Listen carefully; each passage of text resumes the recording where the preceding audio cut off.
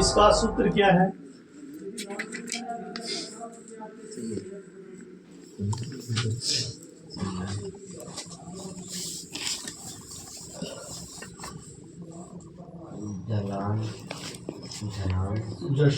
Tzalam जशोन्ते।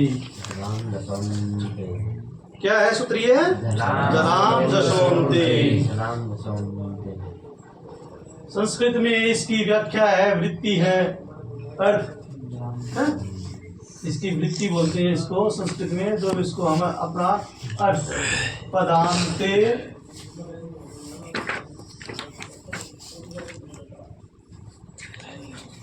Tzalam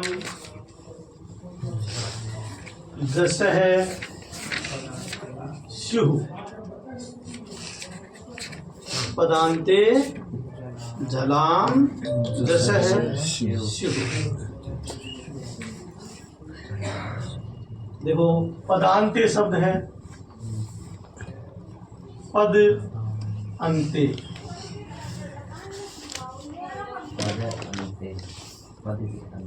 पद के अंत में। पदान्ते शब्द का क्या अर्थ हो गया? इसमें कौन सी संधि होगी? दोनों में, द में भी ए है और आगे भी ए आ गया, मिलाने पर आ हो गया। अकह सवर्णे दीर्घ है, सूत्र से दीर्घ संधि होगी। तो पदान्ते शब्द में संधि कौन सी होगी? दीर्घ संधि। पद के अंत में, अंत शब्द में सप्तमी विभक्ति एक वचन है। तो जो कारक चिन्ह होता है ना, कर्ता ने कर्म को कर्ण से द्वारा संप्रदान के लिए अपादान से प्रत्येक संबंध का के की रारेली अधिकरण में पर संबोधन है हो।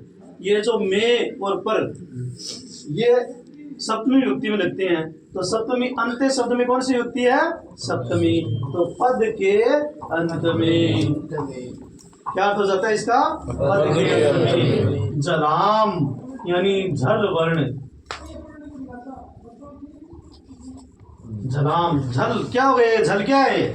वर्ण। जल वर्ण कौन सी बताएंगे? जल का क्या मतलब हो गया? अभी बताया था ना पीछे आपको, मैंने क्या बताया था थोड़ी देर पहले? प्रत्याहार। तो जल प्रत्याहार में जो वर्ण है, जल वर्ण का मतलब क्या होता है?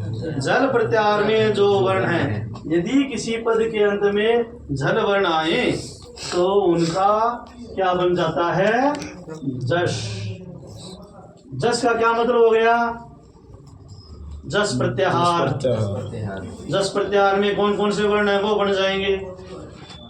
इसका अर्थ क्या हो गया कि पद के अंत में, पद के अंत में झल वर्ण आए तो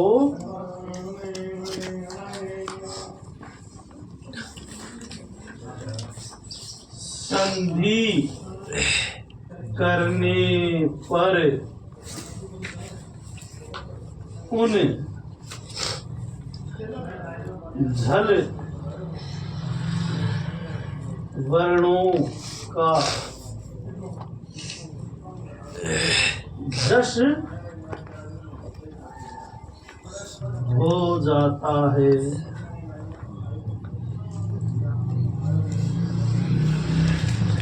पद के अंत में झल वर्ण आए तो संधि करने पर उन झल वर्णों का जश हो जाता है।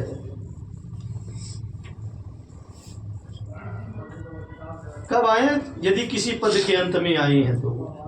यदि किसी पद के अंत में झल वर्ण आए हैं तो अगर हम उन शब्दों के साथ किसी अन्य वर्ण की, स्वर या व्यंजन की संधि करेंगे तो उन जल वर्णों का क्या हो जाएगा? जस वर्ण हो जाएगा।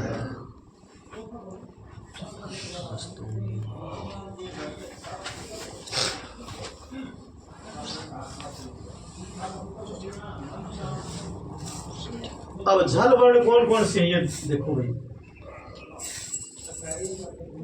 झल वर्ण,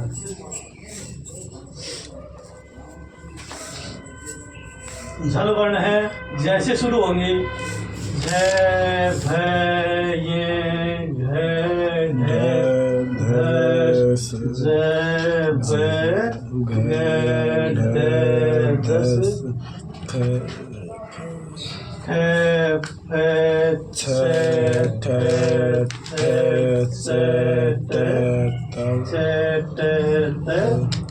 कै पै ये शे सर और हल, ये वर्ण होते हैं जल वर्ण। क्या लिखा है? पद के अंत में झल वर्ण आए तो, यदि कोई पद आया है और उसके अंत में झल वर्ण है और उसके साथ हमें कोई स्वर या व्यंजन के कोई उससे शुरू होने वाला कोई भी वर्ण है, आगे कोई कौन सा भी वर्ण आ जाए, लेकिन जब हम इनको मिलाकर कोई संधि युक्त पद लिखेंगे तब इन वर्णों के स्थान पर क्या बन जाएगा? जस। अब जस वर्ण कौन से होते हैं? जैसे, जैसे शुरू करके जय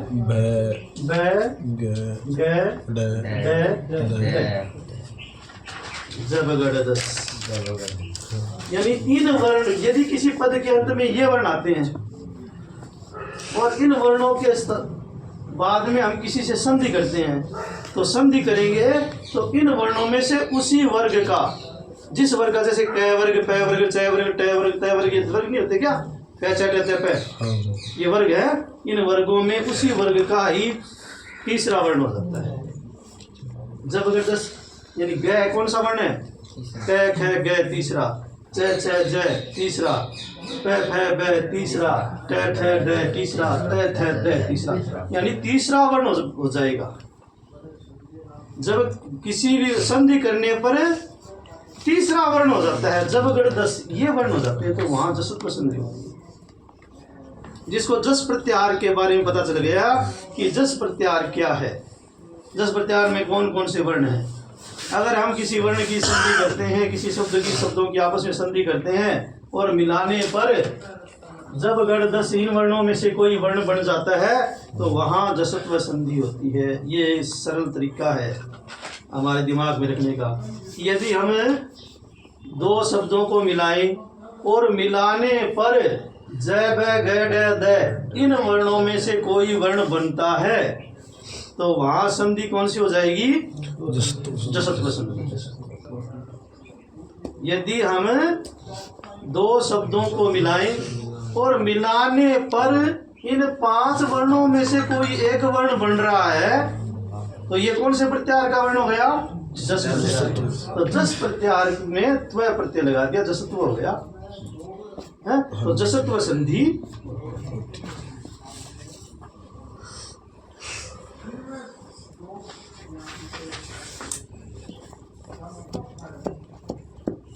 जैसे उदाहरण दिखाते हैं अभी आपको।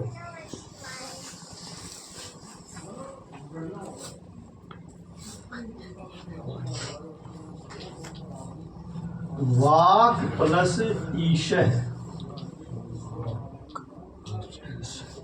वाक प्लस ईशः।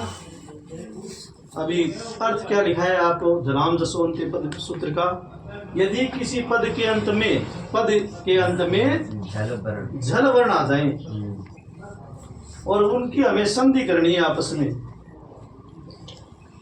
तो संधि करेंगे तो जिस वर्ग का वर्ण होगा उसी वर्ग का तीसरा वर्ण हो जाता है। तो यहाँ वाक एक पद है, वाक यानी वाणी। वाक का क्या अर्थ होता है? वाणी। वाणी का ईश यानी स्वामी, ईश्वर। दोनों पद सार्थक होने चाहिए। जब संधि करते हैं ना तो संधि में ये ध्यान रखना पड़ता है कि दोनों पद सार्थक होने चाहिए। तो यहाँ वाक ये भी सार्थक है, ईश ये भी सार्थक है, यानी अर्थ निकलना है दोनों का। ऐसा तो वाक प्लस ईश है। अब देखो ये क्या है, ये इन जल वर्णों में है क्या? ये आ गया यहाँ पर। तो ये एक पद है, वाक एक पद है। पद के अंत में क्या आ गया और इसके साथ ईश शब्द की हमें संधि इस शब्द के साथ मिलाना है। तो अगर कै आ गया तो कै वर्ग का तीसरा वर्ण कौन सा होता है? कै है। तो संधि करेंगे तो इस कै की जगह इस सूत्र से, जलाम जसवंते सूत्र से, तो सूत्र लिखा है ना कि जलाम जसवंते इति सूत्रेण कै स्थाने गकारे, कै के स्थान पर ग हो गया। तो कै की जगह क्या हो जाएगा? ग हो जाएगा। वाग प्लस ईश है। मेलने च यानी मिलाने पर क्या बन गया? वागीशः यानी वाणी का ये स्वामी।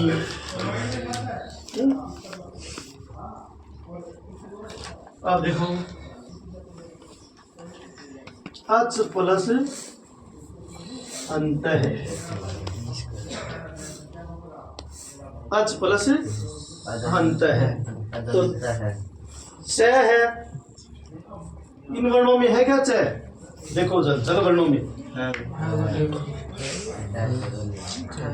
आपको जो जलाम जसवंत पद सूत्र लिखा है कि जल वर्णों के जल वर्ण यदि किसी पद के अंत में आ जाएं और उनके साथ हमें संधि करनी पड़े किसी के साथ, तो संधि करते समय तो जिस वर्ग का वर्ण है, जैसे च वर्ग का हो गया, च हो गया, च वर्ग का वर्ण हो गया ना, तो उसी वर्ग का कौन सा वर्ण हो जाएगा?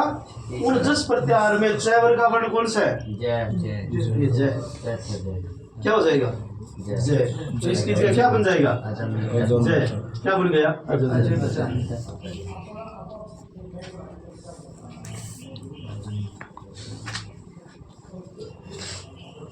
सुप प्लस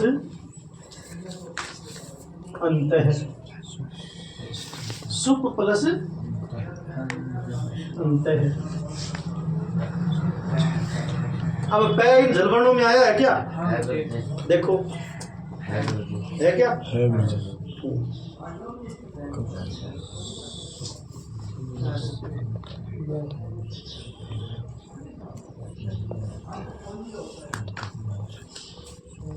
जय बै गढ़ दस जब गढ़ दस कब चढ़ता है चढ़ता है कै पै, ये आ गया ना पै, तो जलवर्ण है ना ये। सुप प्रत्याहार है, सुप सुओ जो समूर सुष्टाभ्याम विष्णुभ्याम नसीकांगस मैं सोसामी वो सुप। ये हम राम जैसे शब्द बनाते हैं ना, राम शब्द के संस्कृत में राम है, कैसे बनेगा राम से? तो ये सुप प्रत्यय लगते हैं, तो सुप अंत, सुप का अंत। तो पै का इस सूत्र से जलाम जसवंत सूत्र से क्या हो जाएगा? पै का तीसरा वर्ण कौन सा हो जाएगा? पै भै बै है ना जसमें, तो क्या बन जाएगा इसका? जलाम जसवंत सूत्र से बै बन जाता है सुबंत, सुबंत।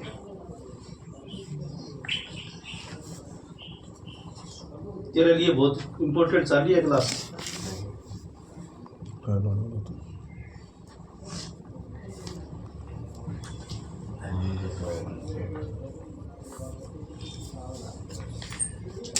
षट प्लस अक्षरम,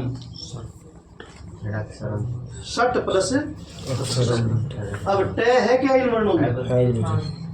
है ना, तो टे आने पर जलाम जसवंते सूत्र से तीसरा वर्ण, टे का तीसरा वर्ण कौन सा होता है? टे होता है। तो क्या बन गया? षड अक्षरम, छह अक्षर। षट यानी छह, अक्षरम छह अक्षर, तो हो सकता है इसका षड अक्षरम।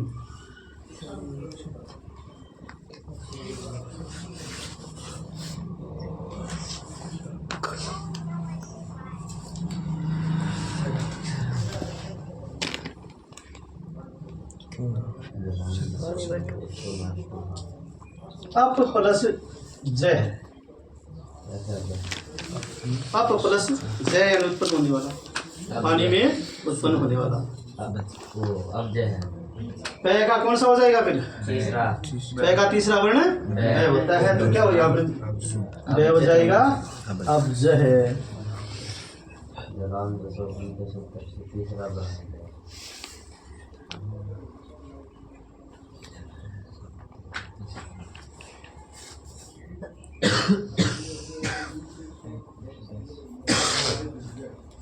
तो ये सूत्र समझ में आ गया ना अपने को? भाई झल वर्णों, यदि किसी पद के अंत में झल वर्ण आए हैं, झल वर्ण कौन कौन से हैं? झ है ये ढ दस जब गढ़ दस कप छठ त छठ तब कप ये श सर हल। इनमें जो हल व्यंजन है वो हटा दो सारे के सारे, तो ये सारे क्या हो गए? झल वर्ण हो गए। इन वर्ण, ये वर्ण यदि किसी पद के अंत में आते हैं और इन वर्णों के साथ किसी शब्द का, किसी वर्ण का संयोग करना है, मिलाना है, संधि करनी है। तो इन वर्णों के स्थान पर क्या हो जाता है, इसी वर्ग का तीसरा वर्ण हो जाता है। इसी वर्ग का तीसरा वर्ण, जैसे क वर्ग आ गया तो क का तीसरा वर्ग वर्ण क हो जाता है। च का आ गया तो तीसरा वर्ण च हो गया। ट का आ गया तो तीसरा वर्ण ड हो गया। त का आ गया तो थ द तीसरा द हो गया। और प आ गया तो प फ ब हो गया। ठीक है। अब कुछ शब्द लिखाता हूँ आपको और आप उनकी संधि करो। ये लिख लिया ना सभी ने?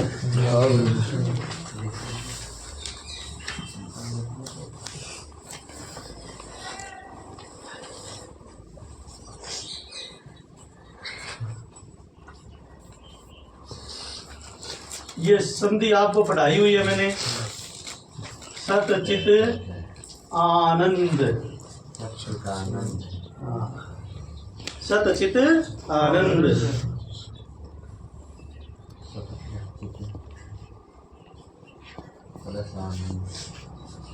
वाक प्लस दान, दानम, वाक प्लस दानम।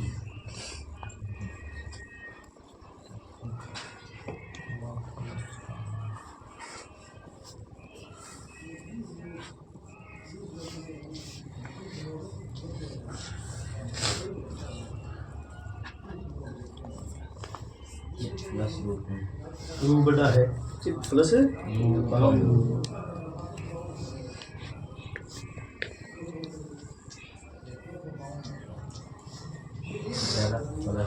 जगत